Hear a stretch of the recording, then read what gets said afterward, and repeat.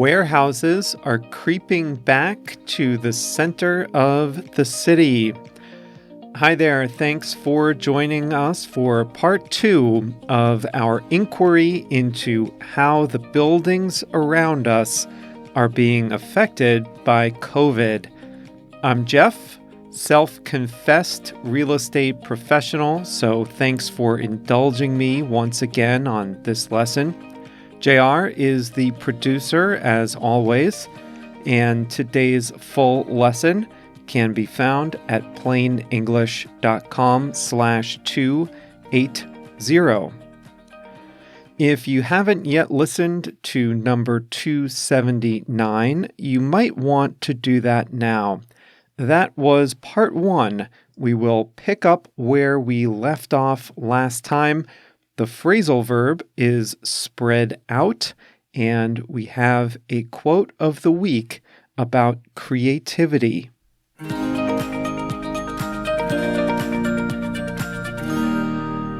On Thursday, we talked about how the coronavirus crisis is affecting hotels and shopping malls. Today, we turn our attention to the other types of commercial real estate, namely offices and warehouses. You'll recall that shopping mall owners and hotel owners have been hit hard by a decline in travel and by retail tenants not paying their rent. The story with office is not quite as gloomy.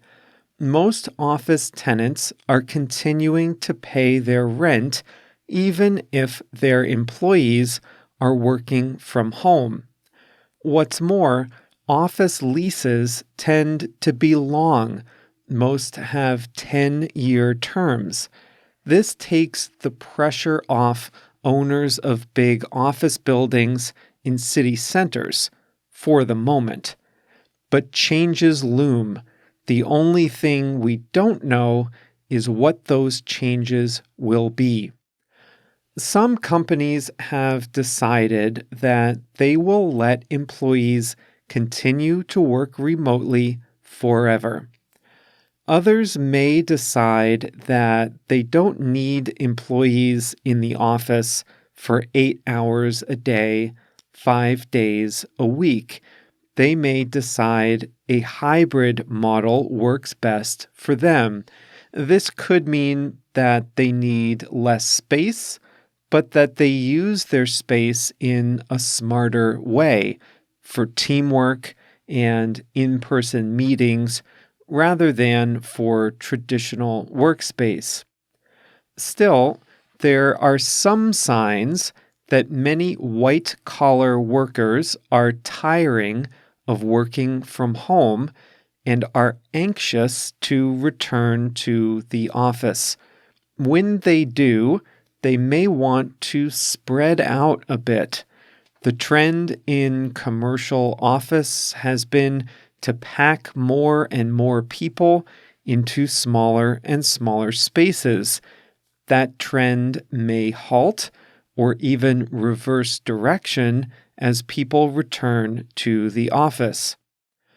Some high-profile companies have signed long-term office leases despite the quarantine, signaling their optimism about the future of the office. Uber, BP, and several law firms and insurance companies have signed big leases in London, Berlin, and other European capitals.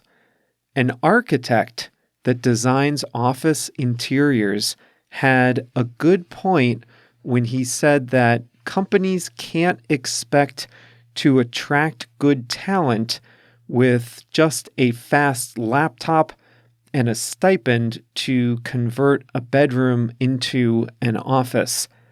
Eventually, good companies will need space to collaborate and work together. Landlords, big employers, and architecture firms will be the leaders in determining what the future of the workplace looks like.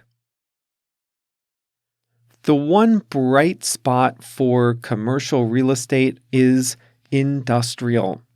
Warehouse space is on fire as e-commerce has surged. Amazon is gobbling up warehouse space as fast as landlords can provide it. For years, industrial space has been creeping back toward the city center. That trend looks to accelerate. Warehouses used to be on the outskirts of town where land was cheap and where delivery trucks had easy access to large highways. Those still exist, but e-commerce companies like Amazon and Walmart are in a heated battle to make the fastest home deliveries as possible. That means they need storage space close to where people live.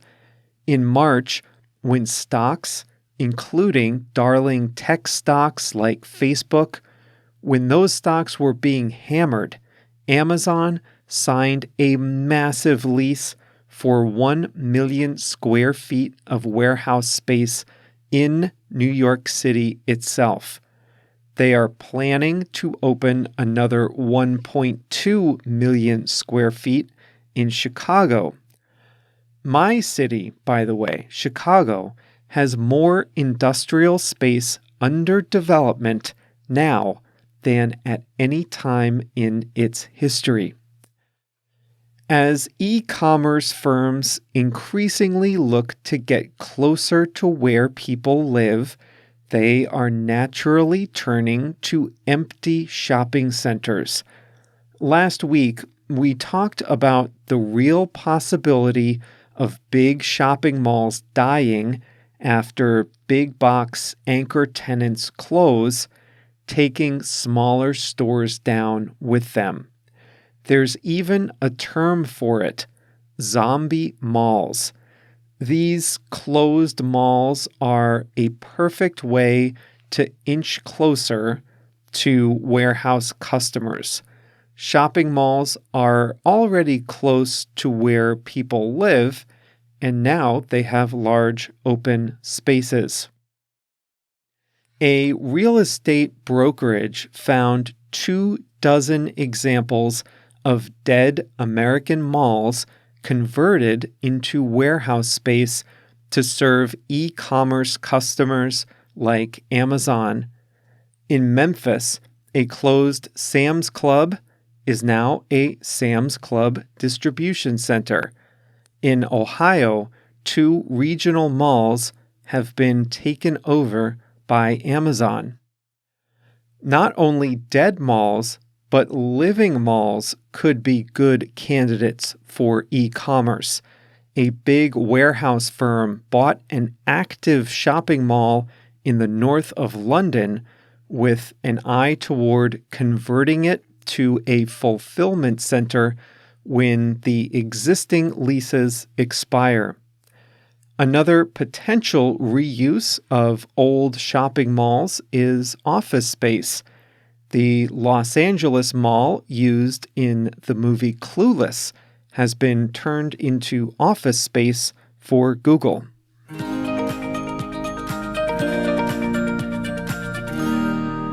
I can definitely see the effects of the real estate crisis as I drive around. I haven't been to a shopping mall in a long time. I'm not much of a mall goer, even in the best of times, but I can definitely see buildings for sale, shops closed, for lease signs out front. There are some stores that had just opened and will probably never get off the ground. It's too bad, but hopefully the crisis passes and something new can grow in that space. Hey, I wanted to tell you about our new Facebook group. It's not that new. We've had it for a while, but I haven't mentioned it yet here. So many of you have asked for a way to connect with other listeners and interact with the material we offer here.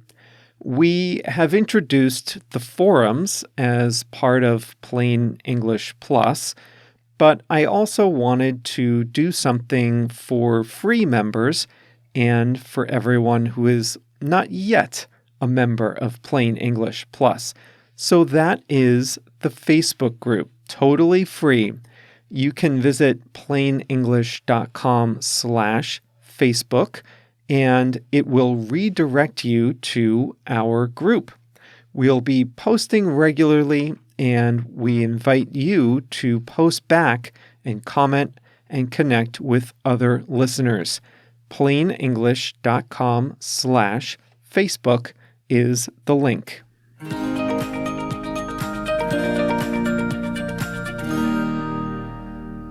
Today's expression is a phrasal verb to spread out. What does it mean to spread out?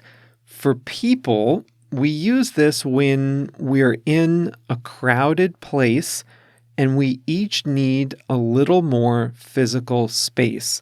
Let's spread out a little. When you say that, you mean let's all put some more distance between us for this activity.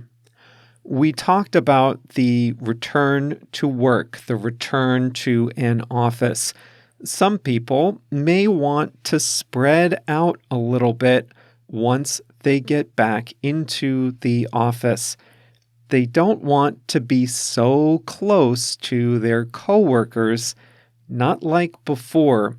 They want to spread out so that there's more space in between each person.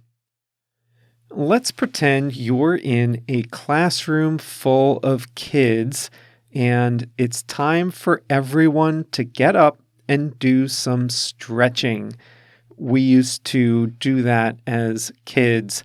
The teachers saw we were falling asleep, so they told us to get up and stretch out.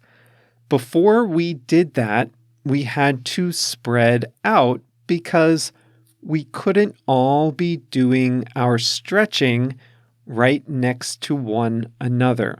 We needed room to move our bodies, move our arms and legs. We needed to spread out. When we talk about people spreading out, we talk about a group of people each getting more individual space. We can also use it for tasks on a timeline. For example, you might have a lot of things to do and you've planned to do them in just a few weeks, but you think you will actually need more time to do all those things. Instead of trying to do them one right after another in just a few weeks, you want to spread them out. You want to do them instead over a few months.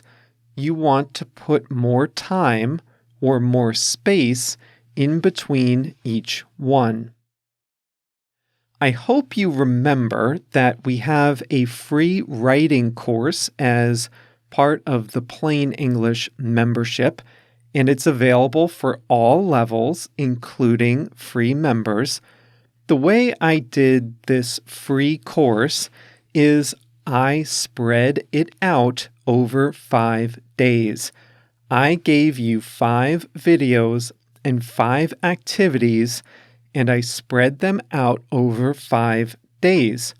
I could have just given you one long video, like a 2-hour video, and lots of exercises all at once. But who wants to do that? I wanted to spread it out over 5 days so that you had a little bit of time to do each one. That way, you could think about the activity in between the days. So after you register, your first activity is unlocked. Then you have to wait a day for the next one, and so on. The activity is spread out over 5 days. I put some space, some time in between each activity. If you're baking cookies at home, you don't want to put the little balls of cookie dough too close to one another on the pan. You want to spread them out a little bit because you need some space between them. They'll flatten out as they cook, so you want to spread them out. Put some space in between them. Do you do puzzles? I don't know if people still do puzzles, jigsaw puzzles. I used to when I was a kid. I used to put a 500-piece jigsaw puzzle together. Now, there are a few strategies. One is to keep all the loose pieces in the box. The advantage here is that it's harder to lose pieces. It's less likely that your pet will eat a piece if it's safely contained in the box. But the downside is that you can't really see what pieces are available if they're all jumbled up together. So my strategy was to spread out all the loose pieces on a big table. That way I could easily scan them and see their shapes and colors easily over a large area. I took all the pieces and spread them out on the table. It covered a larger area, but there was room to see everything. However, if you want to spread out all the pieces, you need a large table. And as a kid, I had to make sure that table was high enough off the ground so that a golden retriever's tongue could not reach the surface of the table.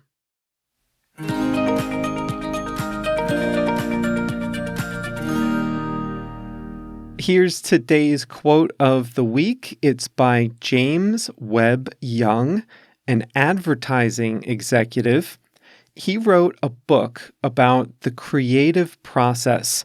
It was called A Technique for Producing Ideas. Sounds pretty useful, right? A technique for producing ideas. Here's what he said about creativity. He said, an idea is nothing more nor less than a new combination of old elements.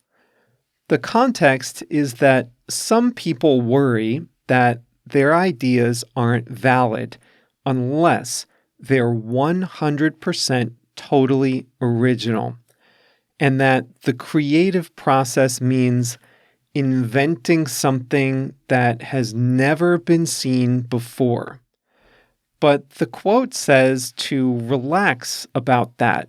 New ideas often come from existing ideas from the past, just with a variation on them or a new combination of ideas. I kind of like that quote. An idea is nothing more nor less than a new combination of old elements, says James Webb Young. What's your puzzle strategy? Do you like them all bunched up or do you spread them out? I know people who just like to rummage through the pieces in the box, but I don't know how anyone does it. Let me know in the new Facebook group by going to plainenglish.com/Facebook. That's all for today. Coming up on Thursday, Istanbul's Hagia Sophia landmark was a Catholic church, a mosque, a museum, and is now a mosque again. We'll talk about that decision and the history of the Hagia Sophia the next time we are together. Until then, keep up the good work, keep up your practice, and remember to say hello in our new Facebook group.